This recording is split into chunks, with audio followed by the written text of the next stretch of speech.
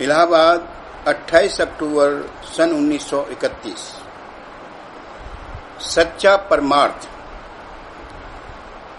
जो लोग सच्चे दिल से मजहबी तहकीकात इस गरज से करते हैं कि उनको हमेशा कायम रहने वाला सुख और सच्ची मुक्ति नसीब हो, और जिनकी तबीयत यहाँ के नाशमान सुखों से किसी कदर उचाट हो गई है, वही संत मत अथवा राधा स्वामी मत के उपदेश के अधिकारी हैं।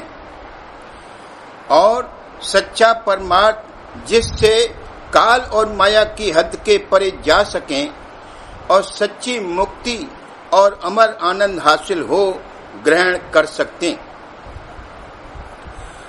अमर आनंद दुनिया के किसी और मजहब से हासिल नहीं हो सकता। वो ये भी नहीं जानते कि दरअसल सूरत क्या है और अमर आनंद व सच्ची मुक्ति क्या है। बहुत से रस्मी मजहबों का माहसल जिंदगी ये है कि धन संतान वगैरह की वृद्धि हो या स्वर्गाधिक लोकों में वासा मिले। ये सब रस्मी मजहब इस वास्ते हैं कि जिसका जैसा अधिकार है वो वैसा मजहब इख्तियार करे। आमतौर पर जो जिस कुल में पैदा होता है वो उसी कुल के धर्म और कर्म में लग जाता है और ता जिंदगी उसमें लगा रहता है। लेकिन जन्म या कुल से मजहब या परमार्थ का निश्चित होना बड़ी गलती। घाट और कलेवर बदलने की जरूरत है। हिंदू धर्म में भी कहा है कि पैदा सब शूद्र होते, संस्कार होने पर द्विज बनते। लेकिन द्विज संस्कार ये नहीं है कि कुछ रस्मियात करके जनेऊ पहना दिया जावे।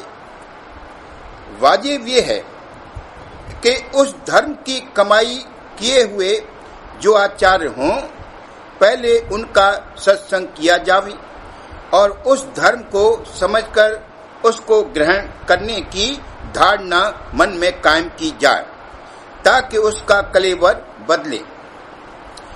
यहाँ तो people are born unconverted, they live unconverted and they die unconverted. चमार पैदा होते हैं और चमार ही मरते। उनका तन अभिमान और कलेवर नहीं बदलता। अगर उन रस्मी मजहबों की कार्रवाई विधि पूर्वक बन भी पड़े तब भी ज्यादा से ज्यादा स्वर्ग तक गति हो सकती है, उसके आगे गति नहीं हो सकती। सो स्वर्ग भी बहुत कम हासिल होता है। ज्यादातर मजहबी कार्रवाई जो हिंदू धर्म में प्रचलित है वो पितृलोक की प्राप्ति की है, वरना आमतौर पर प्रेत, पिशाच और पशु योनि में चले जाती और 84 का सिलसिला नहीं छूटता। अष्टांग योग और प्राणायाम के साधन से अलबत्ता योगी व योगेश्वर गति हासिल हो सकती है, मगर सिर्फ रेचक, कुंभक और पूरक करने से ये नतीजा नहीं निकल सकता। ये तो अष्टांग योग करने के काबिल होने की तैयारी है। इस समय में तो खैर प्राणायाम योग आदि बन ही नहीं सकते, मगर जिस समय में वे बन सकते थे उस वक्त भी जिनको योगी व योगेश्वर गति भी हासिल हो जाती थी, उनको स्थूल माया की तरफ से तो बेफिक्री हो जाती थी, लेकिन सूक्ष्म माया की हमेशा ये प्रेरणा रहती थी कि उनको नीचे गिराकर फिर इस देह के सुख दुख के चक्कर में जल्द से जल्द डाल दे, और वो देर सवेर ठोकर खाते भी थे। प्राण पुरुष के प्राणों का योग योगी गति से ऊंचे का है, उससे त्रिकुटी तक रसाई हो सकती। तमाम रचना का कयाम चैतन्य से ही है। हर चीज में उसका ही अंश है। उसी से हर चीज की शक्ल यानी आकार, चाहे वो सुडौल हो ख्वा कुडौल बना और कायम है। अपने अपने दर्जे के मुआफिक हर चीज में चैतन्य का एक केंद्र होता है, जहां से वो चैतन्य उसकी कुल कार्रवाई में मदद देता है। परमाणु तक में केंद्र रहता है, जिससे उसका कयाम है। उसके गिर्द दूसरे अज्जा इस तरह घूमते हैं जैसे सूरज के गिर्द उसके ग्रह घूमते हैं। इंसानी चोले में चैतन्य का केंद्र दोनों आंखों के मध्य में तीसरे तिल में है। यहाँ से चैतन्य की धार मेरुदंड में होकर हृदय चक्र पर आती है और मनाकाश की रचना करती। जो काम ये बाहर करने वाला होता है, उसी की कल्पना पहले मनाकाश में होती है, चाहे ये यहाँ कितना ही जल्दी जल्दी काम करे और चाहे उसकी बाज वक्त उसको खबर भी न पड़े।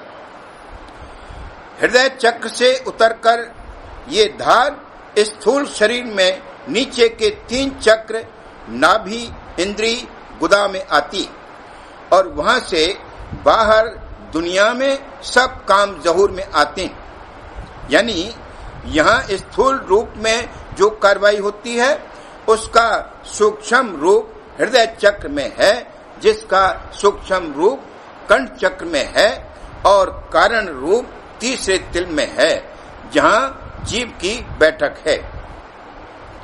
इसके आगे चैतन्य की वो धार है जिसके जरिए से ये यहाँ उतर कर आया है। उसको संतों ने नाम कहा है। वही धुन यानी शब्द है, जिसके साथ चलकर सच्चे मुक्ति पद में पहुंच सकता है। जो दूसरे नाम राम, कृष्ण, बम बम, शिव शिव, सहस्त्र नाम लिए जाते हैं, चाहे लाख मर्तबा उनको जपा जावे, उनसे कुछ फायदा परमार्थी हासिल नहीं हो सकता। थोड़ा शुभ कर्म का फल भले ही मिल जाए।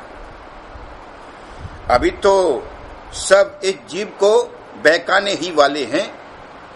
जो अपने को इस जीव का हितकारी कहते हैं, वे भी इसको धोखा दे रहे हैं, चाहे उनकी नीयत धोखा देने की भी न हो, क्योंकि वो खुद धोखे में पड़े। जैसे कि एक कंजूस दूसरों को भी धन संचय करने की नसीहत करता रहता है और समझता है कि वो उनके हित की कह रहा है, और अगर किसी और को धन खर्च करते देखता है तो उसका कलेजा फटता है। एक अफीमची रेवड़ी लेकर रात के वक्त जा रहा था। इत्फाकन एक रेवड़ी गिर गई तो उसने दूसरे शख्स को, जो चिराग लेकर उधर से जा रहा था, रोक लिया और देर तक ढूंढता रहा। तब कहीं वो रेवड़ी मिली। वो शख्स ये हाल देखकर नाराज हुआ और कहा कि एक रेवड़ी के लिए तूने मेरा इतना वक्त खराब किया। अफीमची ने जवाब दिया कि मैं जिस वक्त अफीम की पीनक में इस रेवड़ी को अपने दांत तले दबाकर धीरे धीरे इसका रस लूंगा, उस मजे की तुझे क्या खबर।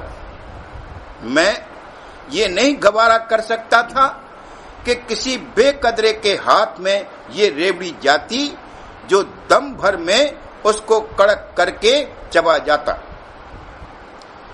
ठीक इसी किस्म की मोहब्बत संसारियों की यहाँ के भोगों में है। वो सबको भी समझाते कि कोई उनको छोड़कर न जावे, उनकी वृद्धि की ही कोशिश करता रहे। वो खुद धोखे में है और दूसरों को भी ख्वाब नेक नियति ही से हो धोखे में रखना चाहते हैं। इन धर्म के नेताओं, ब्राह्मणों वगैरह का तो ये पेशाई हो गया है, और जैसे पाठक वैसे श्रोतागण का मजमून है, बल्कि पाठक तो श्रोतागण से भी ज्यादा भ्रष्ट हैं। इस तरह सारे संसार में एक बड़ी भारी साजिश इसको डुबोने के लिए हो रही। जब सूरत और निज मन पर यानी ब्रह्मांडी मन पर असर पड़ेगा तब ये इस धोखे से बच सकता है। ये जागृति संतों के सत्संग और दया से आवेगी और तभी सच्ची कार्रवाई परमार्थ की बन आवेगी। और वो ये है कि जो चैतन्य की पूंजी यह अपने साथ लेकर आया है और जो बाहर मन इंद्रियों के भोग वगैरह में खर्च कर रहा है और बिखेर रहा है, उसको समेटकर जहां उस चैतन्य ने तीसरे तिल पर ठेका लिया है इकट्ठी करे और फिर सुरत शब्द के अभ्यास के जरिए से उस चैतन्य धार को जो उसके ऊपर से आती है पकड़कर काल और माया के देश के परे यानी सतलोक में सुरत को पहुंचावे। ये सच्चा परमार्थ है, बाकी सब पाखंड है।